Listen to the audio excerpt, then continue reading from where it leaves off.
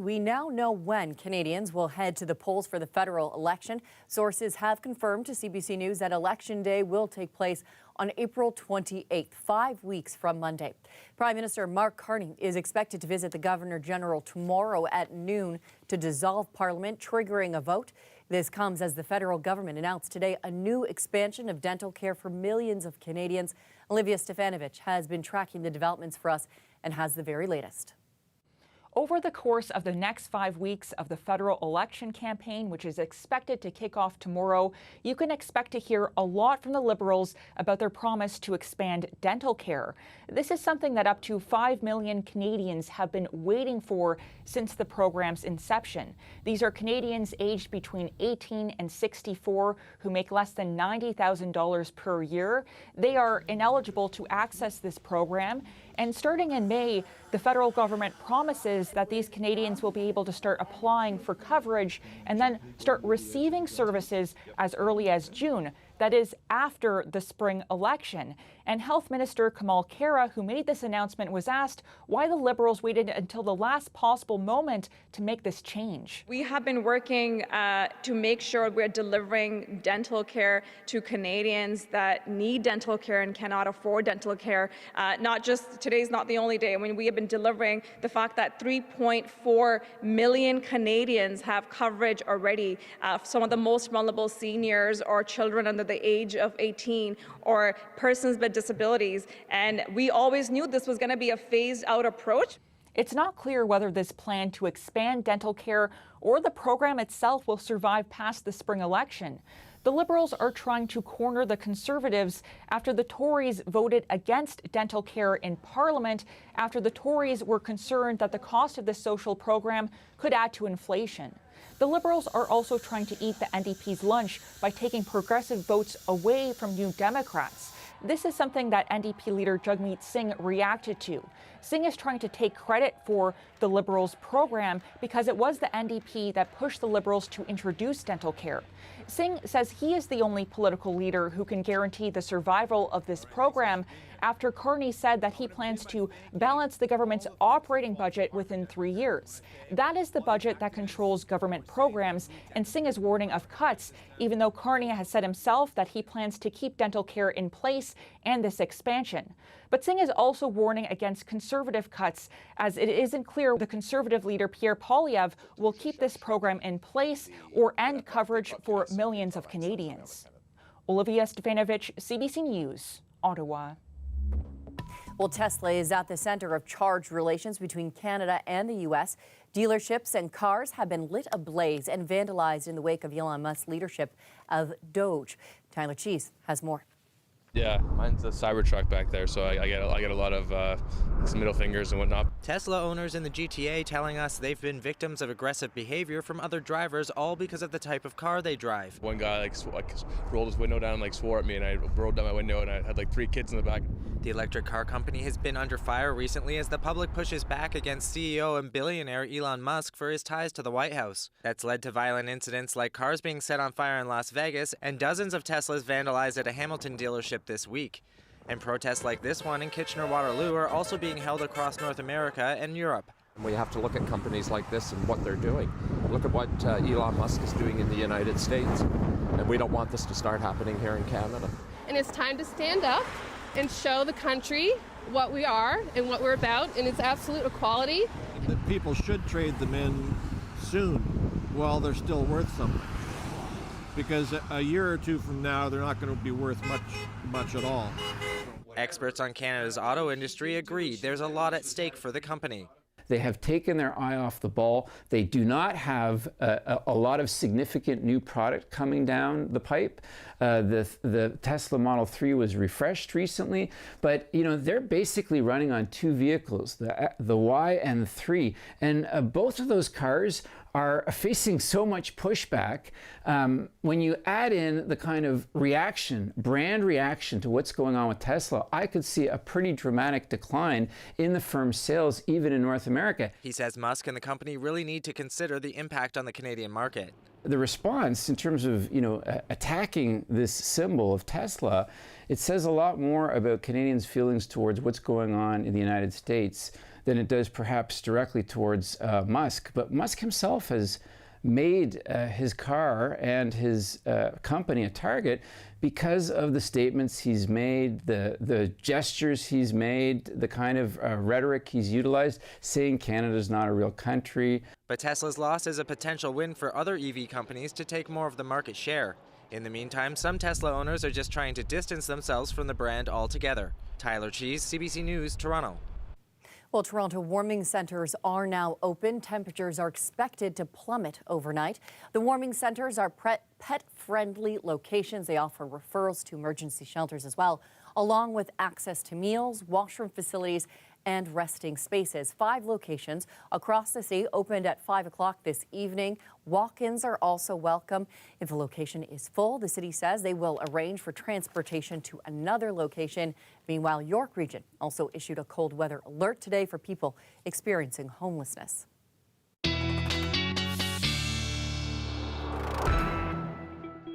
Well, Ward Anderson joins us now from the Weather Center with the latest forecast. Ward, what a swing from double-digit warmth we were experiencing earlier this week. It felt like spring for a moment. Yeah, well, it is spring, but I think we often forget, Natalie, that spring in Canada is often quite cold. We get these bursts of warm weather for a few days and we think that it's here to stay, but we're still just getting to the end of March and going into April. Sitting at -6 over in our nation's capital, we're looking at just below zero throughout much of the province, much of the region. That's going to continue. We do have cold weather that's going to be continuing probably right up to the end of the month, although it will be on the seasonal side of cool, the cool side of seasonal, I should say. You know, Sunday, you're looking at a generally sunny day throughout Ontario for the most part until we get further into the afternoon and then into the evening. And then this slushy, wintry mix is going to be making its way east, coming straight through us. It's going to affect the entire province, making its way east, bringing with it a slushy, snowy, freezing rain, wintry mix that's going to come through for your Sunday evening, going into your overnight, and then into Monday as well. It's going to be unsettled. Who gets snow? Well, it depends on where you are on that line, and I'll tell you more coming up later on the longer forecast. Thanks so much, Ward. Well, some big names in the world of basketball spent the day slam dunking at the University of Toronto in an event meant to raise money for people recovering from serious injury or illness at UHN. Our Nama Weingarten went to check it all out.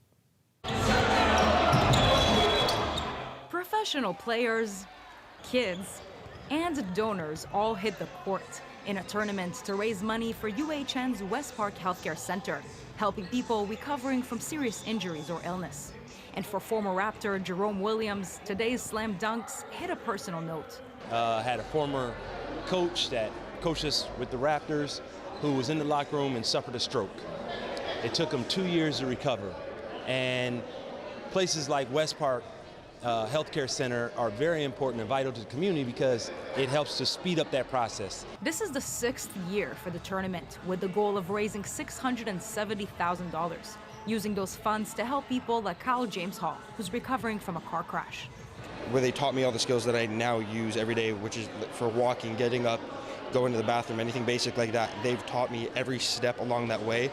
The CEO of the foundation for the center says they run Ontario's largest amputee program, while expanding other programs in their new hospital. And without the extra money, they wouldn't be operating. We wouldn't have the equipment to do the testing, the diagnostics, to be able to offer treatments.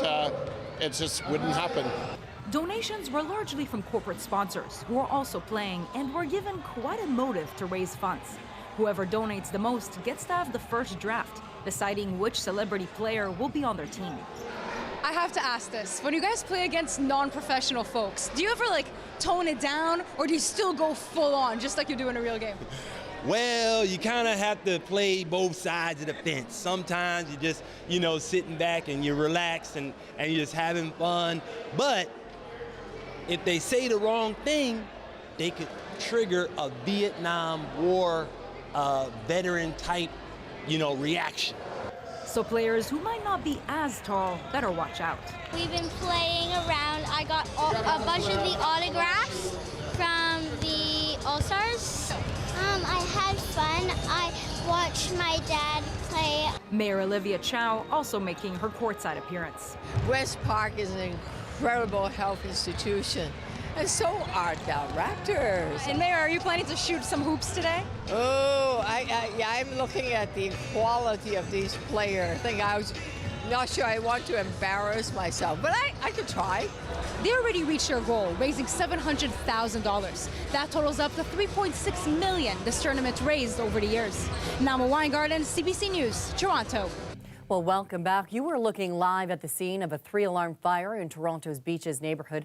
Flames broke out in the area of Kew Beach Avenue and Kenilworth Avenue just after about 4 o'clock this afternoon. Police and fire crews say 3 residents were on fire, and paramedics transported a man in his 50s to hospital with serious life-threatening injuries. TTC shuttle buses have been called in to provide temporary shelter. Well, thousands of people showed up at Toronto's Nathan Phillips Square for an Elbows Up rally showing Canadian pride. Organizers say the event is to celebrate and reinforce Canadian unity amid a trade and tariff rift between Ottawa and Washington. Mike Crawley has that story. What's up, Canada? Judging from the signs and the flags, what's up is Canadian patriotism, national unity, and of course, elbows. Elbows up! Thank you! Comedian Sean Majumder tells the crowd after 20 years living in the U.S., he has returned to Canada for good. That is what makes our country so great. It's our values. And we don't need to kick and scream and say we're the best. We can just be the best. The rally comes amid U.S. President Donald Trump's continued threats of annexing Canada, repeated most recently on Friday. So when I say they should be a state, I mean that. I really mean that. Because we can't be expected to carry a country that is right next to us on our border. When he says 51st state, every Canadian goes, no. And I think it's great that he's saying it because it just keeps us going stronger and harder and more determined than ever to not let that happen. Elbows up. Saturday's rally is the second organized by the same group. An event on Parliament Hill drew more than 1,000 earlier this month. While the rally is nonpartisan, the looming federal election is on people's minds. I think Mark Carney is the man that can guide us and can stand up to the bully down south. I'm more onto the side of whoever is going to be more like against Trump's ideas. I've tended to vote Liberal in the past, so it's although this time it could have been there. I might have shifted, but I think because of what's happening that I'm going to stay that course. We need a strong leader to negotiate. The way we ensure that we are nonpartisan is that we invite everyone to come, and we don't have any political elected officials from provincial or federal levels sitting or running up on stage. The organizers say they're getting requests from coast to coast to coast to hold similar events. They are looking at holding rallies in other cities over the coming months. Mike Crawley, CBC News, Toronto.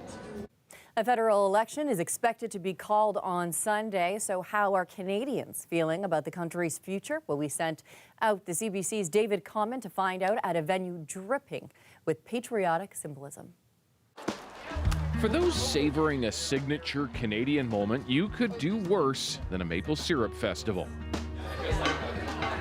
Time to get out, unwind, and have your day ruined by a pesky reporter's questions. If I say I'm going to throw a couple of words at you and you tell me just how you feel. Trump, tariff. Next subject. 51st state. Next subject. Sovereignty. Ours. Canadian. Us. Kathleen, her kids and grandkids are here escaping from those heavy times. Do you feel the anxiety of it right now?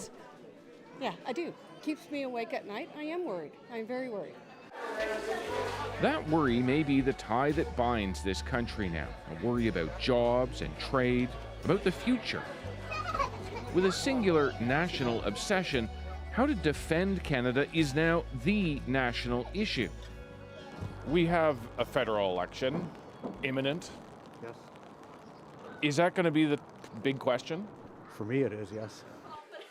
Where Canadians will differ is on who is best to do it, which political leader is their choice, Personally, I think it's time for a change. The Liberals need to be out. In my opinion, it's time for someone new to come in. Now, we can't control American politics, but we can control our own. That's right, so we have to stand up for the Liberal Party. It's largely because Kim and Ron see Canada's Conservative leader as a version of the U.S. president. He's playing by the same playbook. It's the same nonsense that Trump did for 4 years. This is the whole game. Yeah. Back with Kathleen and her clan, Canada T-shirts tick 3 boxes: made in Canada, patriotism, and a unifying force for the family. What's the question then? Is it like who can defend us or who can deal with the White House better? Who can promote Canada the best? On the world scene? Yeah, who can promote Canada the best? David Common, CBC News, Oakville. Immigration remains one of the most volatile controversies plaguing Donald Trump's domestic agenda, and the controversy has grown. Chris Reyes looks at the latest from the White House and their move. In a town in Venezuela, weeping family members are pleading with the Trump administration to reconsider their loved ones' deportation. What they're doing with these boys is unfair, said one mother, who claims her son, who was deported from the U.S. along with more than 200 others, is not a gang member.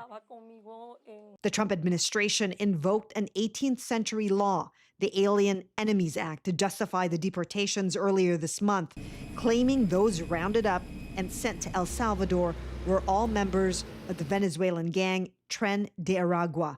A court order has challenged the expulsions. So the president took his authority through executive action, and we invoked the Alien Enemies Act. It's the right thing to do. TDA is an enemy of the United States, just by the mere fact of what they did when they got here. Since taking office, President Trump has used national security to justify his hard line on illegal immigration. On Friday, another announcement for possibly even more deportations. The Department of Homeland Security announced that it will revoke the legal status of more than 500,000 migrants from Cuba, Haiti, Nicaragua, and Venezuela. According to a memo from the DHS, they will lose their legal status by late April. The migrants came to the U.S. with financial sponsors and were given 2-year permits to live and work in the country under the Biden administration. We won the popular vote, we won everything. And a big part of that was exactly this, getting bad people that shouldn't have been allowed into our country. Biden allowed them in. Since Trump took office, more than 30,000 people have been arrested for illegal immigration, with the DHS claiming that more than 75% were accused or convicted criminals. Many of those cases are being challenged in court. Lawyers like Lindsay Tozolowski, who says her Venezuelan client disappeared with no trace from the U.S., is demanding transparency and due process. There is no removal order that has been signed by a judge, and to this moment, ICE has not given us any documentation of the circumstances under which our client was removed, and they have told us they will not facilitate communication with our client at this time. President Trump is not yielding, insisting he's acting on a strong mandate from the American people. Chris Reyes, CBC News, New York. New attacks have been launched along the Israel-Lebanon border. Israel conducted air artillery strikes responding to rockets fired from Lebanon south. It's the first fighting in the area since the effective collapse this week of the Gaza ceasefire. Israel says it's hitting Hezbollah militant positions. Hezbollah denies involvement in the rocket attacks. Lebanon's army has ordered to act against any violation on its side of the border of November's ceasefire agreement with Israel. Well, welcome back, Ward Anderson, joining us once again now with your long-range forecast. Ward, how long is this cold snap going to last? Oh, well, it's going to stay cold. At least it's going to stay on the seasonal side of cold for the next while, probably right up to the end of the month, actually. As we go into Sunday, you're looking at a pretty sunny day throughout most of the province. You're going to start seeing that snow up in the northwestern parts of the province first. Our friends in Thunder Bay will see it first. This messy system, it's a little weak, but it is coming through, and it's going to be coming through Sunday late afternoon into evening and bringing with it this snowy, slushy, freezing rain mix as well. Now, it's not really about the volume so much as it's about when it's coming through. This is your Sunday evening, right around dinner time, right around that Sunday night commute, pre or post dinner that so many people do, and it's going to be treacherous along the 401, along the 400, around cottage country, around the bay. And that's going to continue, move its way east quickly, but it's going to leave this unsettled weather, this pattern still lingering around on Monday. How much snow? Again, not a lot of snow, not a major volume, more the further up north and around the lakes we get. Thunder Bay, over around Cottage Country, North Bay. But the further south we get, we're mostly looking at rain and a rain event. As for the cold temperatures, that's sticking around for at least a few days. Monday's still going to feel very cold. It'll get slightly warmer, but we're still going to stay on the cool side right up until the end of the month going into April. So actually a pretty typical feeling spring if you think about it, a little cooler. I know it doesn't seem like that because we had those warm days. We often get that false spring, as I like to call it, where it feels like the warm weather is here to stay. But it is going to get cool again before we really start feeling those spring-like temperatures coming up in April. I know, fake spring. I always fall for it every year. I say it all the time. Just don't fall for it. It's the cold's coming back. It gets us every time. Thanks so much, Ward. Have a great one. And that is our show for tonight. Thank you so much for watching.